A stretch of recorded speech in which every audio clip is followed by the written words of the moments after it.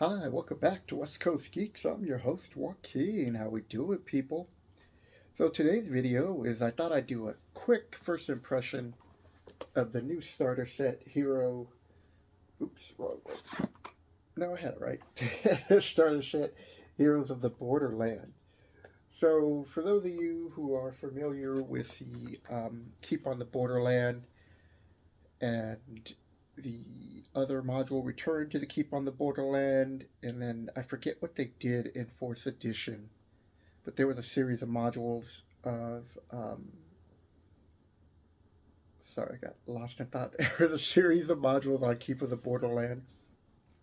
I thought I'd give my first impressions real quick before I do another video. It's kind of like a deep dive and to help new DMs. So I want to give it 2 scores. First score is for new players, new DMs, and how simple it is to learn the game. It's a 10 out of 10 in my opinion. The encounters are easy. Your player characters most likely aren't going to die as quick, so um, they're going to be happy about that. They give you plenty of like little inserts, which I think are cool. But now I just want to go into the negatives really before I go into the positives. Um, right here, as you can see with the menu, everything's based on the gold system, and they don't allow you to have provisions, or it's very limited inside the keep. Where in previous editions you could buy whatever equipment you wanted from the player's handbook. That just isn't the case, and I understand why they did that, but for experienced players, they're not going to like that. I know I didn't when I first saw that. Let me go through the books real quick. So, this game, I could see it being a little intimidating because you still have like 30 pages of rules. And while they made it to be somewhat of like a board game, I mean, all the rules that they cover in here, which are great, because the DM should learn these, and the players, you can have this out there so a player can look up a rule. Um, I feel like it's a lot to throw at them.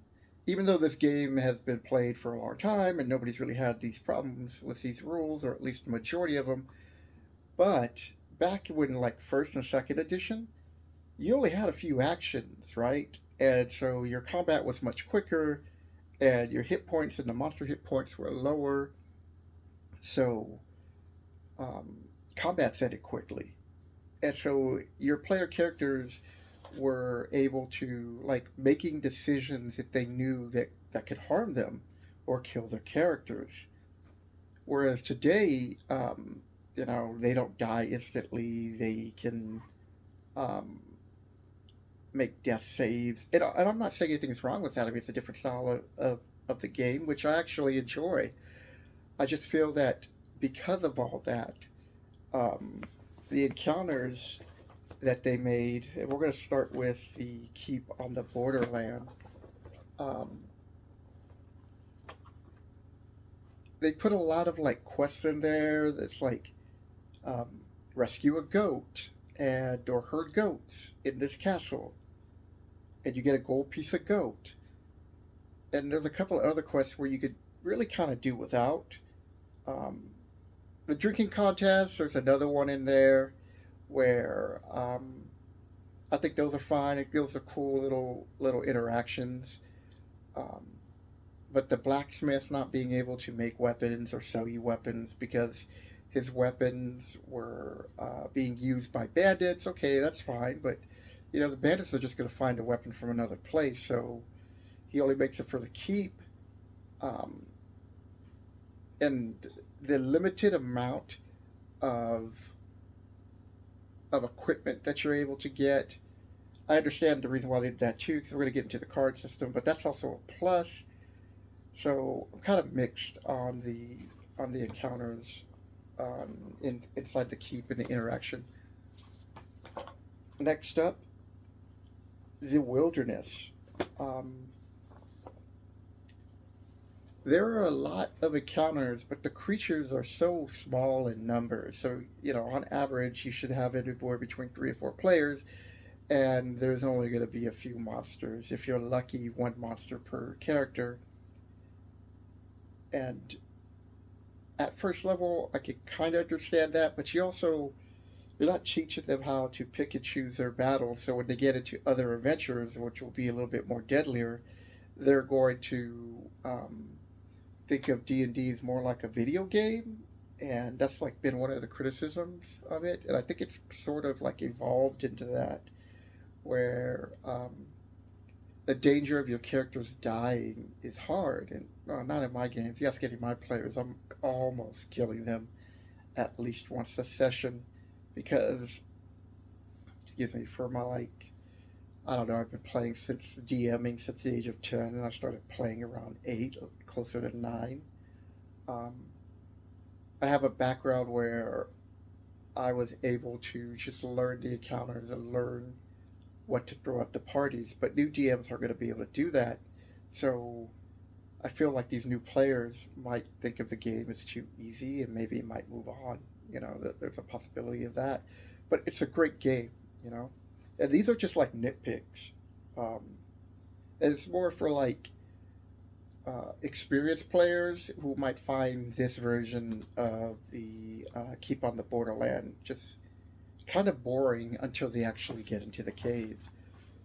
So the last criticism, which is kind of also a plus, is that here's the caves. Um, there's no character sheets. Okay. I I mean, I know they have the cards. Sorry, I'm pulling out everything right now. I know they have the cards and all, but um, I think the cards are useful for like one session to get people used to uh, the game. Oh, here they are. Get used to the game, and they simplified the mechanics, which I do like for first level players who are new to the game, but not to have any like character sheets so they could start um, finding more treasure, by getting more equipment. It's very limited. Unless you're gonna get like a plastic sheet and a dry eraser marker, there's not much you could do with it. But that's also a plus and a negative. Um, Now I'm gonna go into what I like. What I like about these new encounters is that what I do with all my books. Yeah, we'll start out with the maps. So having these nice fold out maps where you have the keep here and you can play that out, and you have a big map of the surrounding lands. I think this is great. Um, the paper is nice. The caves have been shortened, but I understand why they did that. In some of the locations, and the monsters have been toned down, but they still have some deadly encounters. Wow, this is a bigger map than Alright. So both these maps, I want to be careful because I don't want to rip my brand new map. Alright. So all these maps here are double-sided, and they do a really good job of giving the player characters a chance to explore and retreat. So in the Goodman's game version, they created a lot of unique encounters outside the keep. Same thing with Return to the Keep on the Borderland. And they continued this tradition here, where the DM gets to, in all these adventures, there are notes and, when to give out the treasure. But then they added something that I thought was really cool. They added random wilderness encounters that will, that can help your party, you know, every time they go out, they're going to be facing different things instead of like the set locations. The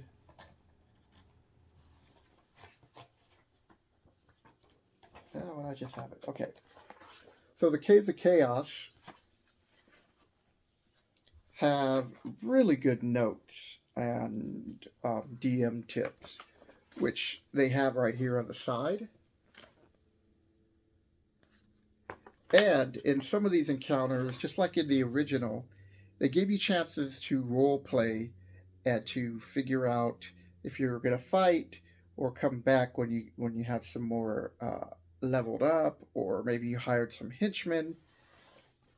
There are people in here that will help you. The other part I really enjoyed about this was all the cards, dude. Um, all the NPCs and the rumors that you'll be able to see on the NPCs. And it's a little bit of glare. Um, I think what they give you like equipment, and all the equipment has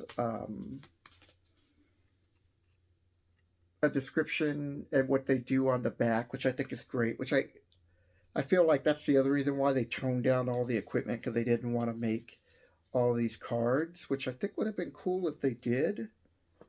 Um, I think they do a good job with the backgrounds that they can pick at the start. And I love when they included these spell cards like guidance and other things. And then they show you a grid where it affects. Try to think of something else.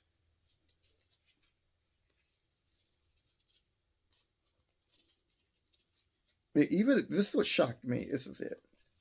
They included a scroll of fireball, which I was like, "Whoa! You're gonna put that in a first or third level adventure?" I mean, I guess towards the end, maybe you can have them plus towards the end find a fireball, um, which is nice because a lot of board games started doing this. They gave you extra plastic bags, gave you a set of dice.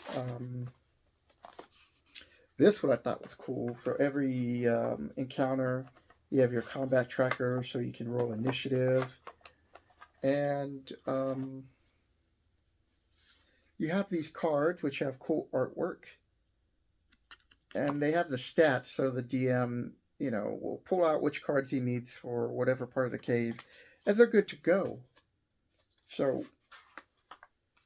all in all, I'm going to be doing it more in depth because I want to flesh out the Caves of Chaos for new DMs who look at this and have a little bit of experience playing the game. They're like, okay, I can use this. You may not be interested so much in getting the box, but if you play D&D Beyond, I definitely would buy the online version, because you're going to be able to substitute the Caves of Chaos cave with that, and you can also get a copy of the Keep on the Borderland. They're pretty cheap, whether it's eBay or Drive Through RPG. I'm not sponsored by them. I've never used their product, but I've always heard good experiences with them about them. So I haven't, heard anything bad, which is why I'm giving them a. God, I don't want to say I'm endorsing them, but I kind of am. But give them a try. Buy something small and see if you like it, and take it from there. The price tag on this is like $50 plus shipping plus tax. If you get it on Amazon, you won't pay the shipping, you'll pay the tax. I bought the bundle so I could have the um, the digital, and I wanted a physical copy. So there's two camps on any of these like simple starter sets, and I'm gonna throw this in right there with the that last one they came, the Isle of Dragon or something like that. You know which one I'm talking about. Maybe the comment below, but or Storm Island, something like that, where it's too simple, and where this one goes a lot more in depth, which I'm glad they did. The encounters are still are going to be a lot easy up until you make it up into the upper layers of the Caves of Chaos, where you're going to be fighting like bugbears and the gnolls and minotaur and the clerics, who are like bringing everybody together. Sorry about that. Um, I am sorry, I got lost in my my train of thought. I was just about to be spoken to, and I was like, "No, please! I'm wrapping up my video." Um, I still think it's a great buy. I still think it's a great buy for experienced DMs who want to introduce new players and make it fun and simple, to where they're not just bombarded. Um, it's great for people who just want to try D&D and be and not be like, well, what do I need to get? Well, at bare minimum, you need to get the player's handbook.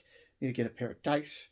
You need to get some pen and paper, and you need to get the monster manual. And then you can create your own adventures and do whatever, and create your own magical items based on the mechanics of the game you're learning. But at another time, you're going to wind up getting the Dungeon Master's Guide. And if you're looking at all that, that's all on the DM. So that's anywhere between bare minimum, like, I don't know, depending on how cheap you can get it, 175 to $200 to just learn a game that you may not even like.